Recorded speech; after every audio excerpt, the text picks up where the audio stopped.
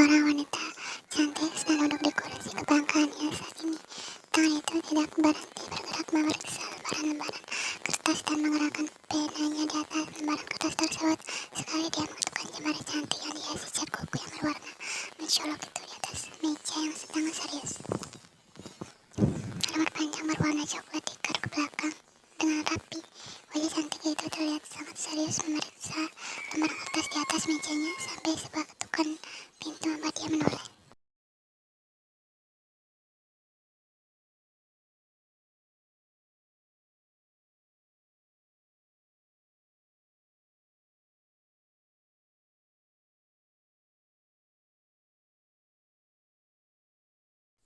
Perempuan berambut hitam bernama Stella itu tersenyum. Mula, kenapa kau tidak pernah meresponnya?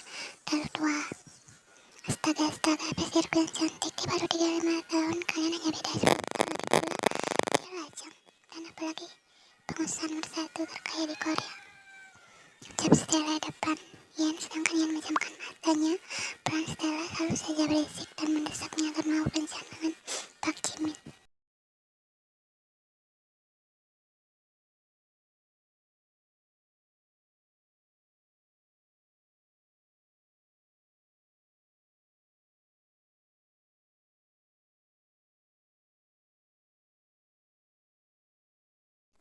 Demi Tuhan, Nona, apa hubungannya?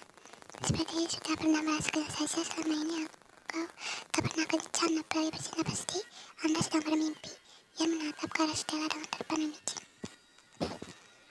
Kamu gajimu kupotong. Stella merapat matanya. No please, jangan Nona, aku baru saja memesan tas LV terbaru. Jika gajiku dipotong maka tak cukup.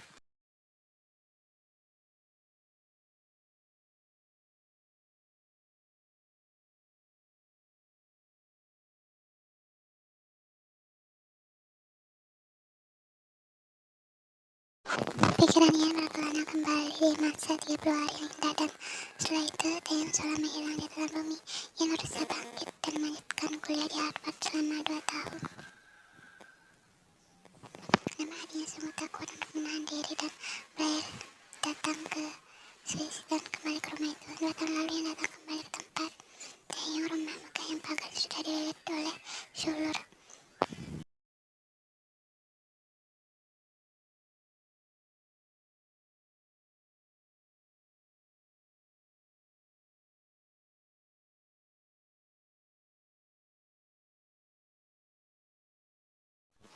Ian melihat setiap sudut ruangan itu tak pernah berubah, penuh dengan kenangan mereka. Bahkan sisa-sisa cat yang masih mengering di lantai menjadi saksi bahwa 30 hari yang dialaminya itu nyata. Semenjak saat itu Ian berhenti mencari tentang Taeyong, pintu itu seolah menghilang. Ian termenung memikirkan tentang hal itu. Tidak ada satupun orang yang percaya dengan ceritanya, termasuk Stella. Gadis itu selalu mengatakan bahwa dia sedang bermimpi dan berhalusinasi.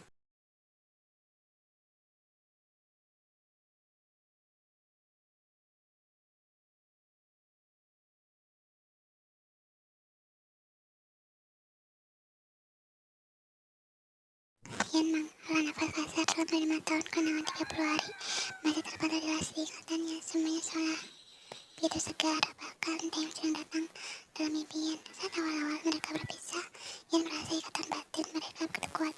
5 tahun ia tak punya pasangan dan tak kencan dengan pria manapun hanya karena Taeyong umurnya sudah semakin tua sekarang.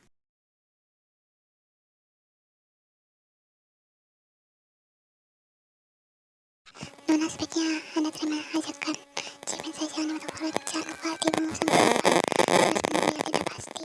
Ian mengambil tangan Stella dan mengatakan, periksa laporan ini. Sejak tadi kau sudah banyak sekali bicara. Stella tersenyum kecil, namun mulutnya mencuri kesal. Ian seolah menjadi sosok yang berbeda 5 tahun belakangan. Kau katakan Pak Jimin itu pengusaha nomor 1. Tentu saja kau tak pernah baca majalah Forbes, Nona. Bahkan tidak ada yang lebih kaya lagi.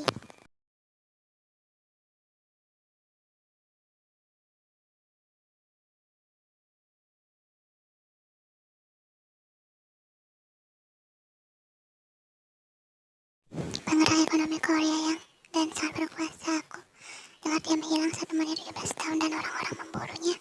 Nggak kau tahu dia siapa? Aku lupa namanya, nanti kutanyakan lagi pada pamanku. Kau tahu jika pewarisnya hilang itu kembali, maka nasib negara kita bergantung padanya. Janganlah nafas kasar.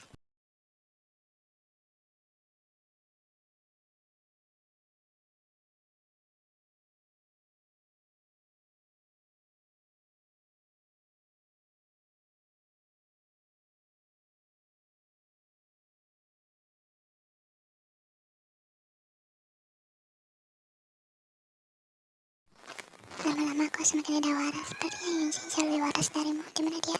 Stella hanya menyengir lalu memasang wajah cemberutnya lagi.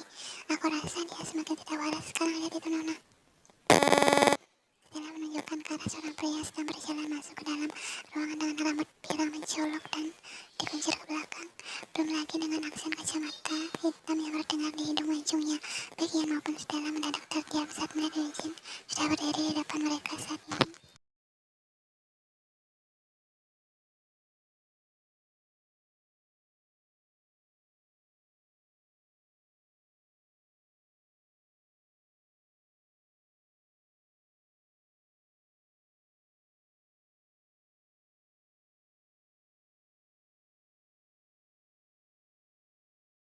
Stella menatapnya melihat Yunjin di depannya. Kau mirip banget. Yunjin melotot menatap Stella dengan tatapan kesal. Yunjin melotot menatap Stella dengan tatapan kesal. Kau saja yang iri, ini tren rambut di Hollywood. Aku tahu kau sering sensi, karena belum pernah pacar kan, dasar tidak laku. Kalian kadang Stella yang menatap kesal ke arah Yunjin. Sial, mulutmu terlalu lemes, kau saja tidak laku, jadi sebaiknya diam.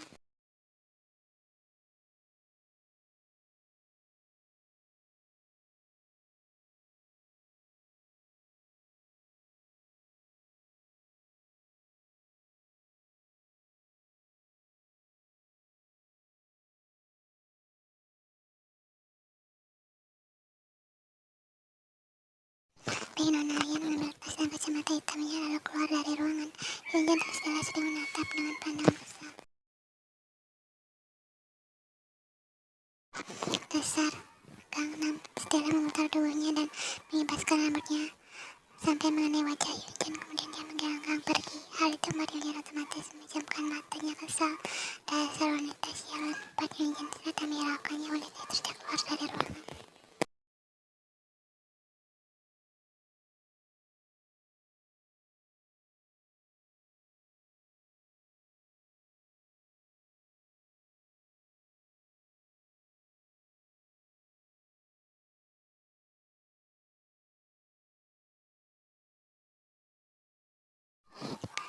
Oleh karena itu, Ian kembali merekrut Yunjin dan Stella menjadi orang kepercayaannya.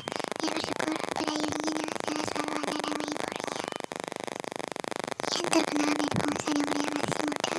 Bahkan wajahnya pernah terpampang di majalah Forbes sebagai CEO termuda yang sukses. Banyak bilang, membuat meja tangannya mengatur Ian. 5 tahun terakhir, Ian tak tertarik dengan pria manapun. Bahkan dia khawatir hatinya sudah mati rasa. Karena Daehyung, yang dikatakan Stella benar, dia harus bisa melupakan pria itu.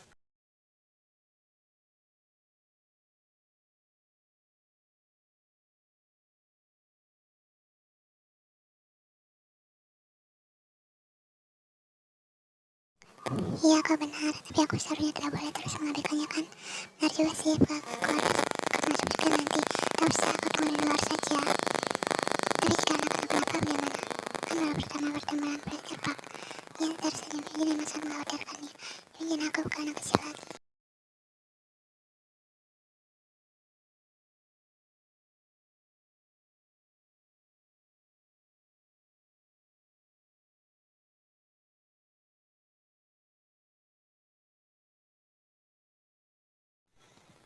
Langsung saja wajah Yunjin yang baru. Astaga, kenapa Anda membuatku kehilangan kepercayaan diri?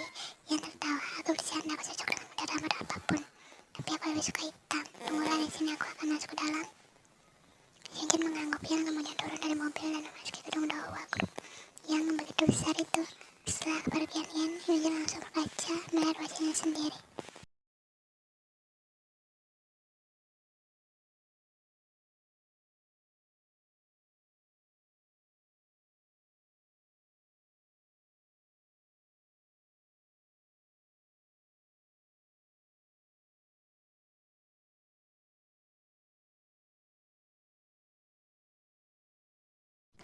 masuk.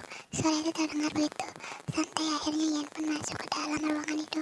Namun langkah kakinya terhenti di ambang pintu saat melihat siapa yang duduk di sofa sekarang. Siang-siang benar-benar benci dengan pria itu. Nona lihat yang bawa datang menemuiku. Siap Jimmy langsung berdiri. Saya duduk hanya memperhatikan Ian dengan seringayan kecil.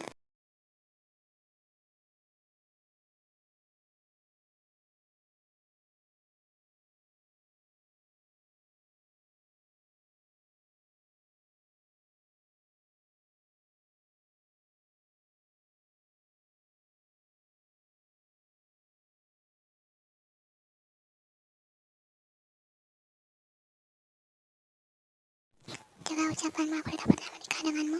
Sian menaikkan sebelah alisnya. Oh ya, maksudku mantan tidak jadi menikah. Ian menangis sebal, dia benar-benar sangat muak dengan Sian. Pria tinggi berkulit putih pucat itu kemudian berbisik ke arah Ian. Kenapa menolak pernikahanku, maka hidupmu akan selalu sial.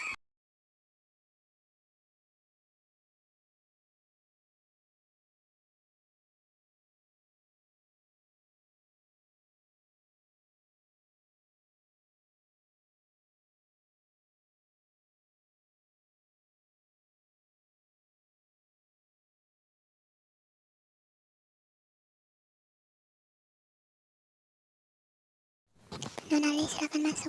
Ian menoleh ke arah Jimin, kemudian dia memutuskan masuk.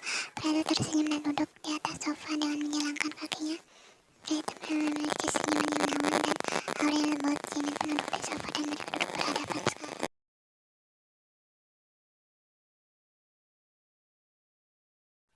Jadi apa yang bawamu datang kemari, Nona Lee? Tidak ada, aku ingin mengatakan sebaiknya Anda berhenti mengirim aku bunga setiap hari. Jimin tersenyum, dia memang mengirim gadis itu bunga namun tidak setiap hari. Jadi apa yang harus kukirimkan selain bunga? Apa yang kau inginkan? Menatap pria dewasa di depannya dengan datar. Tidak ada, berarti akan hal itu karena aku tidak nyaman.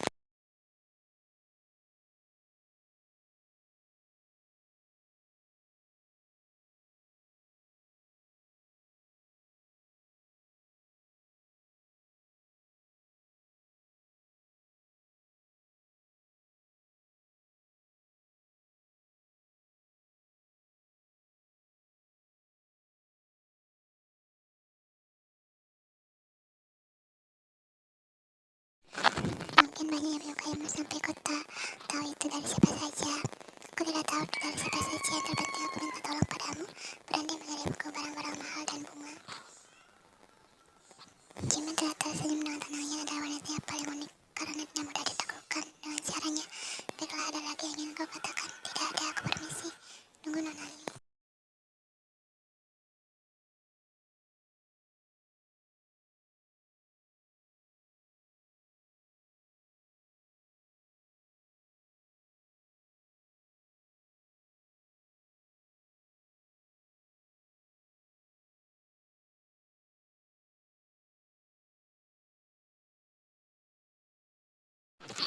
Sebaiknya membawa pasangan. Ian tahu dia sedang disindir secara halus, namun Ian memilih diam dan pamit kepada pria tampan itu. Jim menatap kepergian Ian dan senyumannya.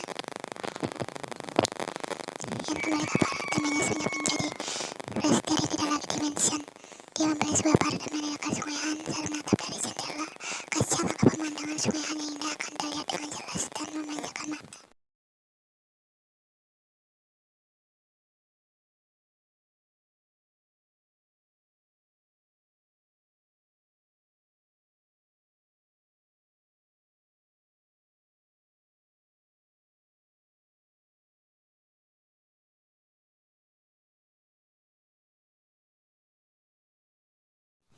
Ian membuka laci meja nakas dan membuka kotak berwarna garai berukuran sedang itu. Ian mengambil kalung pemberian Taeyong 5 tahun yang lalu dan memandangnya. Ian menghela nafas kasar. Langsung saja rasa rindu menghampirinya jika dia melihat barang pemberian Taeyong.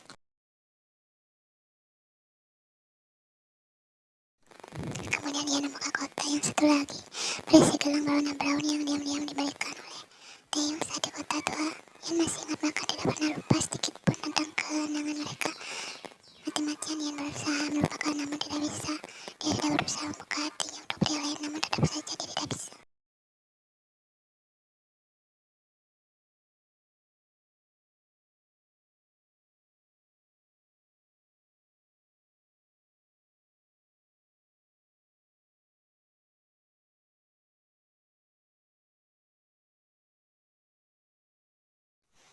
membawa nafasnya kasar. Dulu dia mengatakan kepada Ateyang Manggarbi yaitu jangan pernah muncul lagi. Apakah Ateyang sudah menepati janjinya sekarang? Jika benar, maka ia merasa menyesal.